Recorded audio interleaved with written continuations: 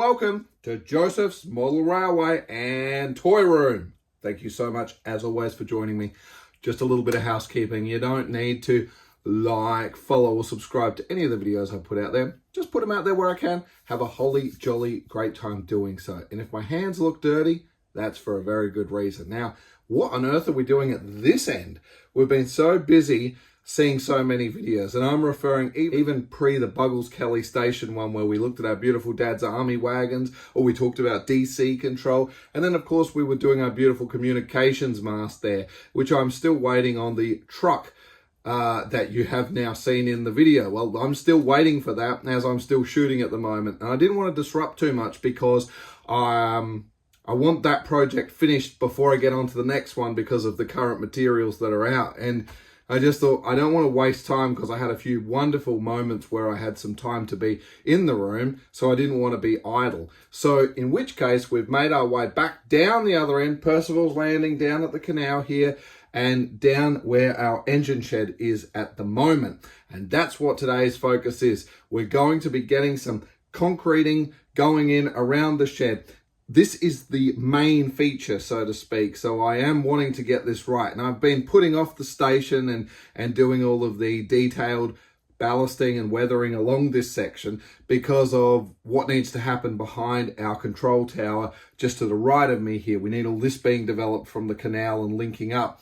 And I'm still not exactly sure where I'm going with that, but it's the next major bit of landscaping that needs to happen. So I thought, well, this isn't the completed section. We still need to come back and put the little bits and pieces in and finish up the rest of it, but at least we're starting to link some scenes together. So all we're talking about in this video is, of course, we're using the scale model scenery kit here, LX096-OO-A concrete hard standing area, and you can see it looks pretty decent. And I should just point out, of course, that the kit comes with the laser cut panels as you'd expect, and you can just literally glue the concreting on, and that's really good. And Justin from Scale Model Scenery, I mentioned to him a while ago, I think there's a faster, better way to get it. There's nothing wrong with that for those that want that. I always just find using some of those card and papers and things, sometimes on the right angle, it just doesn't look real. I like a bit of texture and stuff. So basically, we're going to get into the video talking about how we're taking what is this laser cut kit and getting it to look a little more interesting into these modules for what I'm doing. So let's get stuck into it, shall we? Okay. Well, let's take a quick peep at this particular kit here, and it's pretty good. I actually ended up needing 2 kits just to get what I need done, but as I've mentioned before, it's very handy stuff to have. So here it is, the Scale Model Scenery LX096-OO-A hard standing concrete kit. And as you can see in this panel here, obviously we slide it out. This stuff is very useful for future projects if you don't end up needing it. It sits at just the right height. Of course, it's designed that it's going to sit up against the rails. You can see we can just break out the middle section for what would sit down in the middle of the track. And of course, we've got these plates that can sit on either side, and we'll come into that. We have a quick smell, and I don't really care for that MDF smell too much, which is why I do like to get it painted up and sealed up a little bit. So it's a good way to go. Now, just crack it off. It's quite simple to do. It's pretty hard wearing and pretty forgiving, but I must admit, unlike other sort of timbers and things like that once the water hits MDF, it generally does react. This has already got some sort of coating on it, so to speak. So generally, it's well worth priming the material as well before you do any form of painting. Well, that's my top tip anyway. Right, let's get stuck into it, shall we? Now, this has really annoyed me. I've had no luck with that air clay stuff, and that's what we did in here. Inside the shed, it's not too bad. I'm going to leave it, but it's been an absolute disaster in the humid climates. This is not a great product that's worked out for me, so we're just going to have to chisel away and sort of hack away at it with the screwdriver to give me a bit of an edge on it. It's never going to be straight and perfect, but at least... Sorry, that was a telephone call. But at least we should be okay here. We can texture around it. Remember, this isn't a major commercial area that we're dealing with here. It's just this little hokey-pokey country kind of regional town. and I think we'll be okay. We've got a bit of inspiration we need to do, and of course we need to get the panels up to the right height. So in which case I'm just going to take a little bit of our spare cork that we used as an underlay. We're just going to take a little strip. We don't need to do the whole area and waste that. And I also just took a few pieces of some sleepers or the ties that go between the track, and just cut the middle bits out and glued them into a strategic position, just so, because there's no real weight on this, it's just going to sit there accordingly. So carving out a bit of a shape and weighting it down with some quick dry glue, and here we go. Well, I think you can see what we're up to here. Using these pieces from the laser cut kit, we're actually it sits right up against the rail. It's just low enough. They've done their homework on that. Now, if we just move these blocks aside for a minute, I've put this extra piece of cork, as you've seen, on either side, which has also lifted the shed, which isn't a bad thing. And once it sits right up against it, to get it to sit at it'd be nice to have that sort of slope coming down to drain it off, which is good. And that's fine, because that's what we're going to do on this half. And this bit we can leave it level on the end for the shed. So there'll be that slight discrepancy, which gives it that sense of realism. However, when we come over to this side, we've got a piece of cork, you can see, although it's painted here, and a piece of cork here. So to get it to sit right, if I bring that piece of MDF into here, it's going to cause the building to have a lean. So to correct it, I'm just going to get some scrap sleepers or ties that are here off the rail. I'm going to need to sand the tops off where the seats for the rail actually were. So really, you know what? I probably don't even have to do that, do I? I'll just cut it off, and we'll just use a few pieces of plastic discreetly lined up down the edge here where it's going to sit. My other theory as well is, with this, we're going to score it and mark it and turn it into concrete slabs. However, what I think I'm going to do with these sections is, while this base bit with the cork is glued down into place, I'm suspecting what I'm going to do with the actual laser cut bits is we're going to sit them down using the tacky glue that you can actually lift the panel out if you needed to. I have no reason to lift it out, but it maybe isn't a bad idea, especially because we're going to keep the shed that you can keep moving and chopping and changing if needed. So let's just experiment with that idea. These are just rubbish. These are hopeless. That was wrong. I needed to elevate each of them to keep that building height. So we're just going to cut a few more, lay them into a key position. And again, once this, we'll tacky these down, glue these down, and then the top bit will be tackied on, so it'll sort of just sit there on top of it, and they'll just sort of pop off accordingly. Well, let's try it. But let's not beat about the bush here. We need to cut a few more out, and just grab a good strong pair of scissors. It yields some better results. That should get us out of trouble. We'll do this next section one at a time, I believe. I'm also going to base paint that cork as well. Just slap a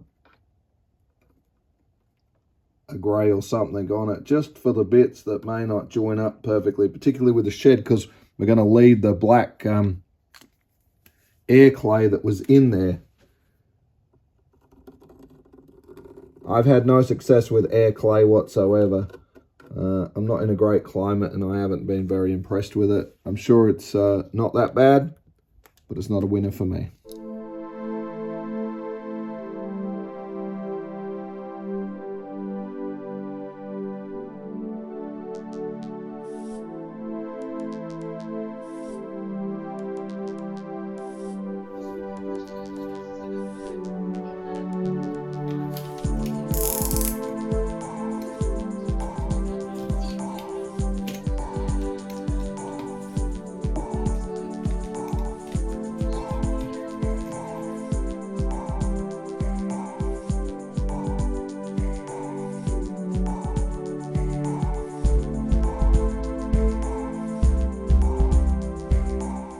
Well, using nothing but basically just your typical type of blade, just light cuts, and run it in, and then back of your knife. You can go a little bit on the edge as well in either way. Remember, it will come through, but it takes time, and you'll start grinding all of that out. Now there's one that's quite flexible, and you can probably even see the bend in it as well. Another one here, and you can see where we've started to come through, but that's okay.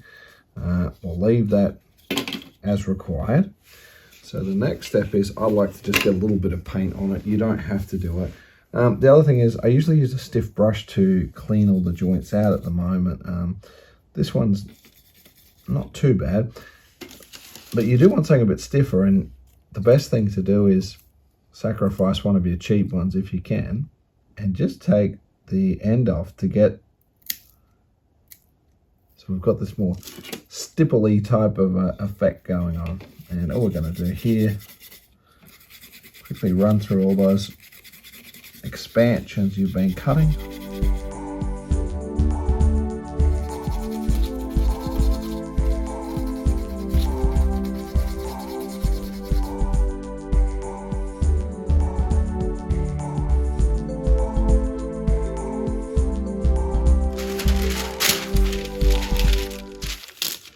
It's quite late at night now, so what we're going to do, we'll just lightly brush on a watered down bit of a grey undercoat here, and then we can texture it up with concrete.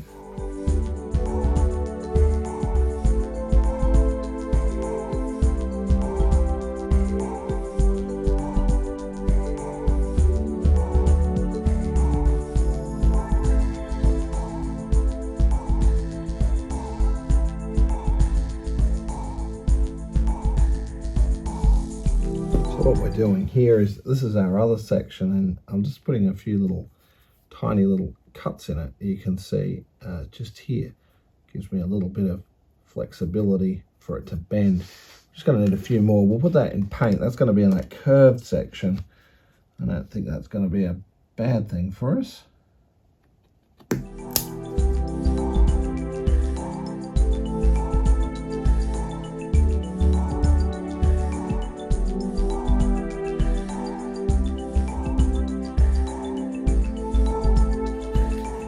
So as we've come in here with our pieces that have dried nicely, for some of you, this may well be the end. You've got your nice lines, it looks like concrete. This isn't too bad. And remember, there is, of course, insert here, the sticker sheet that comes with the kit as well. And it's not too bad. Pretty happy with that.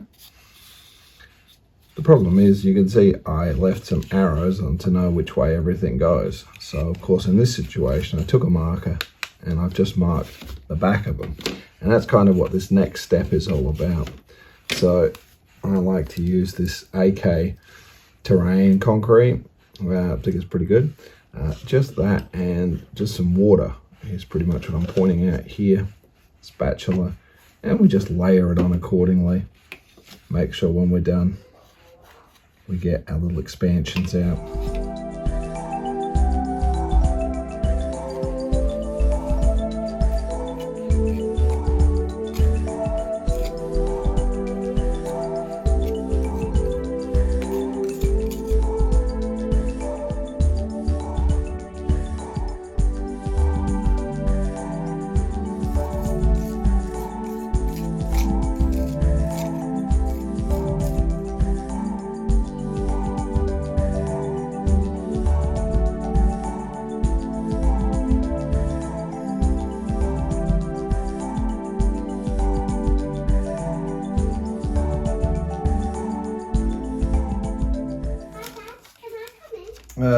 You're gonna need some socks on? I do. Okay. See, look. Good job. You got them. Okay, but no touching, okay? Dad's just in the middle of something, so he doesn't want to get dirty, okay? No. Good girl. Well, can I touch some toys? Well, I said don't touch anything. What toys do you want to touch? But I want to touch that one with that blue one guy. Oh, Grover. Grover, yeah. Alright, you got clean hands? You do need clean hands, okay? But just checking. Because now what's that box there? That box there is something on it. It's tiny. Wait a minute. Is that store new to format there? Oh, yeah, that's a long story. Are you going to get it out soon? No, that stays there for the minute. I don't know if he'll be coming out or not. Oh, well, maybe you could keep it in. We will see, won't we?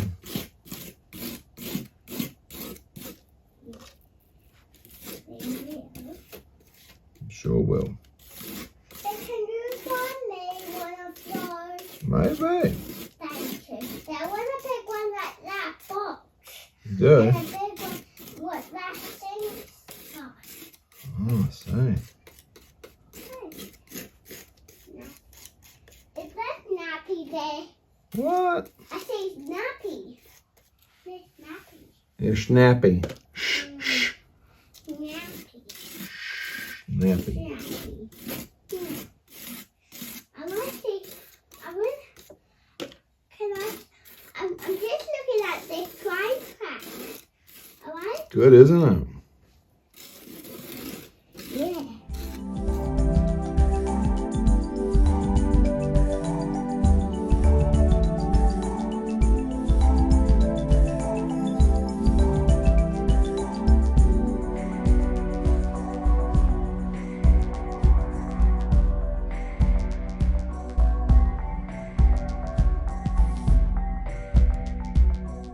Well, that's been a couple of days now, so everything's dried out nicely. Now, this is an interesting piece. This is the one we're scoring with the little things, and I expect those to crack out as we go, but this is the bit we're going to bend out to fit onto that secondary siding.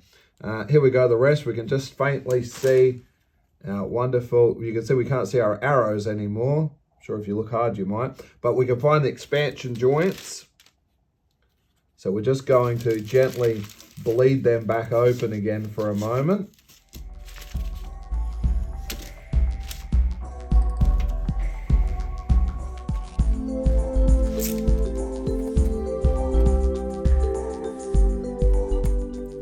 Don't worry if you go off a little bit with some of these, because you know what I'm about to tell you. We can carve out some lovely little cracks, which is what we do.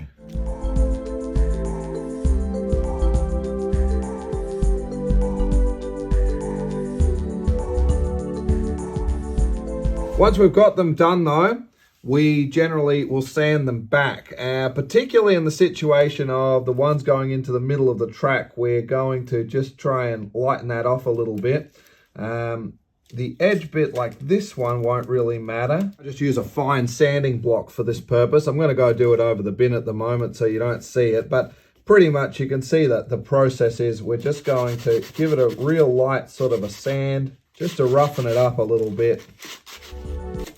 All right, we'll do it here.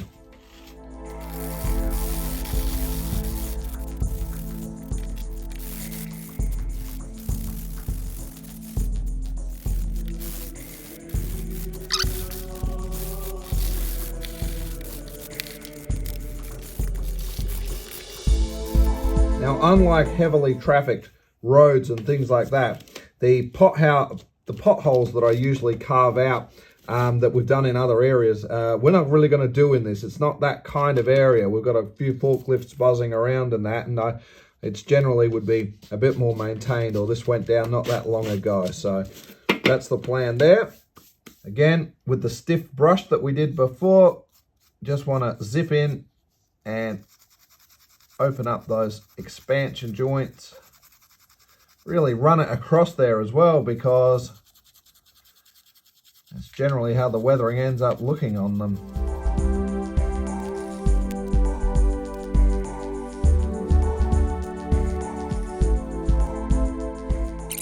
This bit we're not going to score up until it's into position, because I don't know where the expansions are going to line up yet because of where this is going to sit and if we have to crack it and move it. So leave that aside.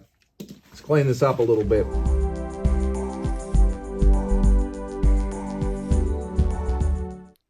So now we're just going to take a Vallejo light grey wash. You don't need to worry about running it into the expansion joints. You can just put it straight over. In fact, just to quickly recap, because I know the video is getting big, in its most purest form to achieve what I'm doing with the concreting, which was the original point, you take the panels, you take your steel ruler and work out where you want your expansion joints to be, score them accordingly, then just some sort of a grey or some sort of a base coat paint down. Once it's done, the AK concrete with a bit of water, brush it over, and then just take some wash, as we're doing here, the light grey, brush it over, wipe it back with a paper towel to your desired texture, leave it to dry, and you're done. Everything we're going to do from this point forward is truly optional, but it's a fast way to go if you've got a big area to cover. This bit's certainly not essential since we're covering it up, but we've got a little bit of black wash and a little bit of umber paint here, sort of that brown. And I'm just going to come in. Now, this bit's pretty much going to get covered up. So this is really just to soften out where our bits of the air clay that didn't work out are going to be disguised just a fraction here. According to some pictures we're going to share with you here, you can see these areas get pretty heavy in the grime and or oil deposits, which we're going to do with our weathering powders once that concrete's gone in.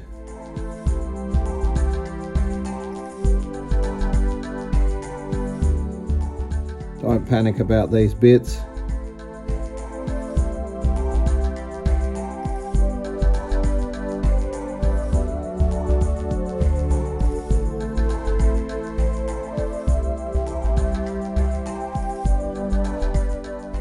And to bring this slab up into alignment with everything else, this little extra piece, I didn't have cork, so I'm just going to lay a bit of cork down and a little bit of scrap MDF from the laser cut kit, which brings us right in on the right height. We'll weight it down, leave it to dry. Here we go.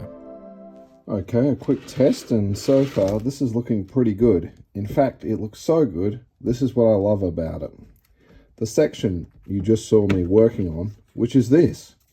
And you can see we just built it up with another laser cut and then a bit of cork, but it slides out. That's not cool enough, this slides out. And you know what? If that's not cool enough, you better believe it. This bit slides out. So I think that's kind of cool. And look at this storage capacity I have here. You could store a key or something like that hidden away in your own layout, lift it up. As if I didn't have enough trapdoors. Fantastic. But while this is all coming along quite nicely, the next bit of detail I need to do, I need these sections sitting in place. So let's get them back in now. We do need to keep weathering the textures along here, but before we do, I thought what we might do is we're going to end up with a forklift, and this seems to be almost the perfect place that would justify it actually sitting in its rightful spot. But I thought, as you can see in this picture here, there's usually a line that may be where you walk or traffic or whatever. Now, I haven't got enough room to justify that sort of 2 centimeter width line, but I can at least lay down the first line. Let's get these panels back down on the ground and we'll tape it up for where we want the line to be. We won't get too overly complicated with it. We're also going to try and just add an additional little line here, sort of the maximum mark line, that if they need to bring it out of the shed and hold it, it's still the right spot, so you've got clearance around the particular point. I could have taped and done this better, but it's okay. Part of my secret herbs and spices, light olive drab. This is a wonderful thing. Here are some actual real shots of concrete here where over time, particularly in the winter months, you can build up this kind of light sort of moss or algae kind of deposit. And as you can see here, we decant some out and we just, particularly where the buildings are and we're going to get a bit of shade, we can heavily deposit some there. And the rest we're just going to lightly put toward the edges of the concrete. Around near the expansion joints is always good because there's always a good deposit of moisture bleeding through there. It's always a good tip. You may want to do this a little bit later on when you're finishing up your scene. For me, because I'm right up against that red cabinet work, it's not going to work so easy. But once you've got a bit on, it only takes a few seconds to dry. and really looks good, and a little bit goes a long way. Now we're going to take some dry pastels now, scrape them out with the blade, and then just take a brush and work them in. Just use a few grays, and then we're going to take some of the darker grays and a bit of sort of the almost black to the edges of where the track is and or the middle section there, as you can see, sort of building the darker bit up in the middle section toward the actual shed, but fading it out as it sort of comes out. From that point, give it a quick clean, a fixative spray. We come back with some other powders now up to and including, you can see a bit of Peco brake dust there, and I've got another pigments from Vallejo that we're going to put in just to give it the sort of a bit of a brown, a bit of a tarnish from the tire marks that have gone over there in time. Just really breaks out some colors in this, and you'll sort of know the areas you need to work on in the big sections of the panel, and it drifts off and fades away to the expansion joints. Again, I'm working a little bit in the dark. This would be better to do on the layout, but I think you can get a general vibe for what I'm doing. Now we're going to take some of our fresh engine oil and grime, streaking grime. We mix them together in different bits. We also use a little bit of dilution. We take a stiff brush and sort of flick them down to give the approach we're looking for. I also took a little bit of our Woodland Scenics water to create a bit of a puddle, and also you see me taking a little bit of the crushed up ballast there and a little bit of buff, and then I just soaked that in the oil as well to look like they've had a bit of a serious spill of oil and they've just put a bit of sawdust or something down to try and sop it all up. Here's our little puddle that we've got going on at the moment. I did have to do 2 coats because, as I've talked to about with the realistic water, it's a great product, but it will shrink. Now, I've tried to speed that shrinking time of 3 months up into 3 minutes, but I just reapplied it again, and when the second coat went on, it didn't quite look right, but it has settled down nicely. The next thing is we wanted to create a few tire marks, so I dug up our tractor that we've talked about in an earlier video that we did some weathering on, and added a bit of weathering powder directly to it. Let's see how we go. Now a little bit of static grass. We won't go too crazy into this until it's into position, but just a few bits of mostly just the sort of dead type of grass in between where you'd expect it.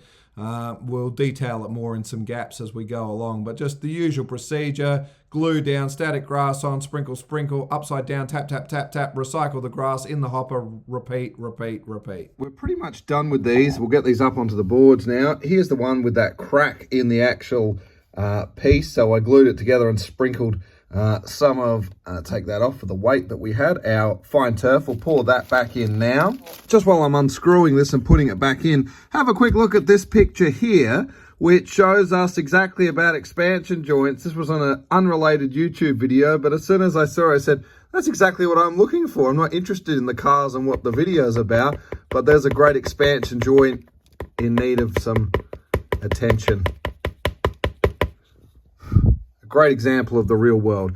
Now that's a bit green and bushy, but again, at the moment, that's all we're going to do. We're going to have some more detail with grass and stuff in the joining scenes coming off of the ballast and around it. So we'll do more with that, but I think that's about where we're at now. Let's get this on the layout and see what it looks like, then we know where to go.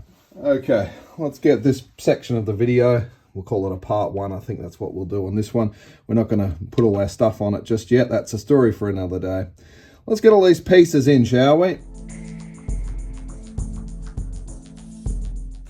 Oh. Oh. Oh.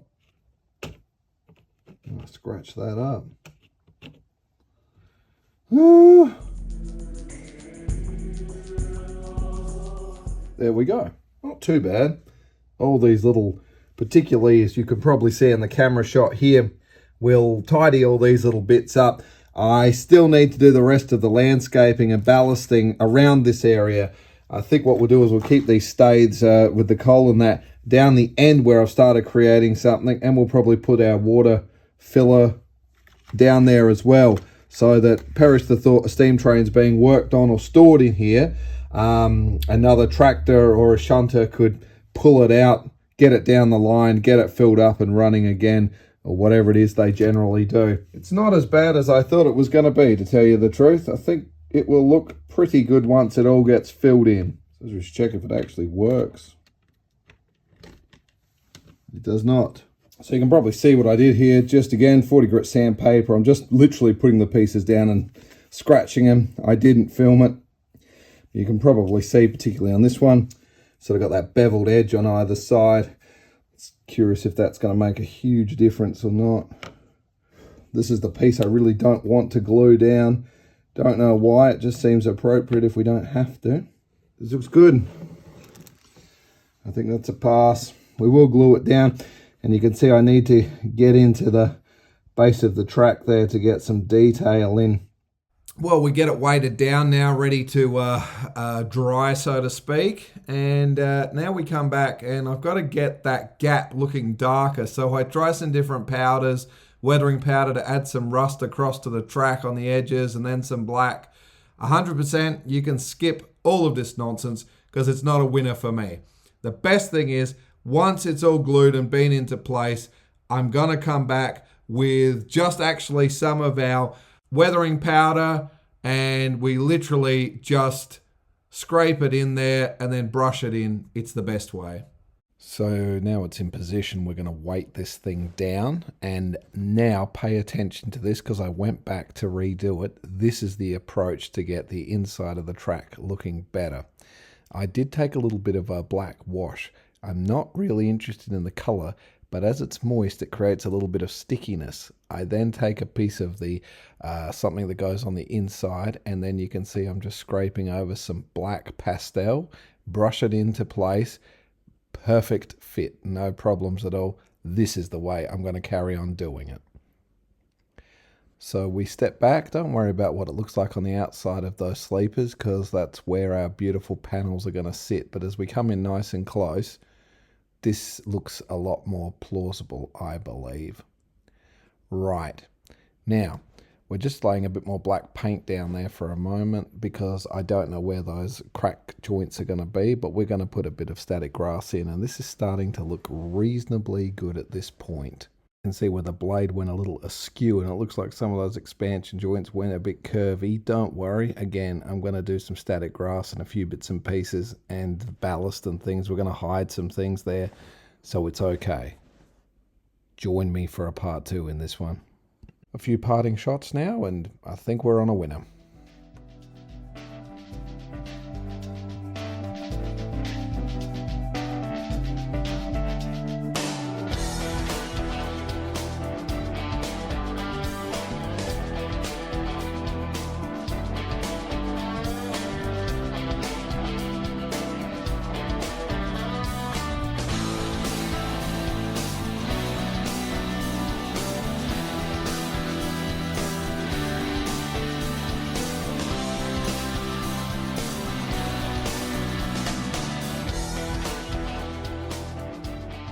Well, girls and boys, ladies and gentlemen, thank you so much as always for sticking with me on this one. As you can see, I think we're laying a great foundation in getting something happening. We did obviously cover the same techniques when we were doing the bowling alley, doing our concreting and things like that. And of course, we've got a magnificent slab that we're working on currently for Faulty Towers. But look, this is going to do it for this section of the video. Look, thank you so much for joining me. All the tips and techniques are what we have covered in earlier videos. So it's nice just to re-see them again and see what it is. And I think with that particular kit, I think basically you just get the kit, a little bit of the AK textured concrete straight over, a little bit of water, a little splash of weathering, and you've got the concrete of your dreams, really. You can scribe cracks out, you can cut in potholes. Again, we did it, that's exactly what we did over at the substation over here. You can do whatever you want to your heart's content. It's simple, it's quick, it's fast, and you can see every time I'm creating a little bit of variation, particularly with the engine shed, I sort of wanted to create just on the entrance there, sort of build it up with the blacks and spilled oil spots, and a bit like what we were doing in the Petroleum Depot, slightly different. The process was, of course, exactly the same. And it's worked quite well. I think there are better ways to do it. I'm not trying to be a fine-scale modeler. It's just something you could just typically reach out and go, I think I could do that. We're going to come back and explore a lot more little intricate details in all of what we're doing on this layout. But as always, that's going to do it for this one. So please do stay safe. I look forward to seeing you in the next one. Toodles!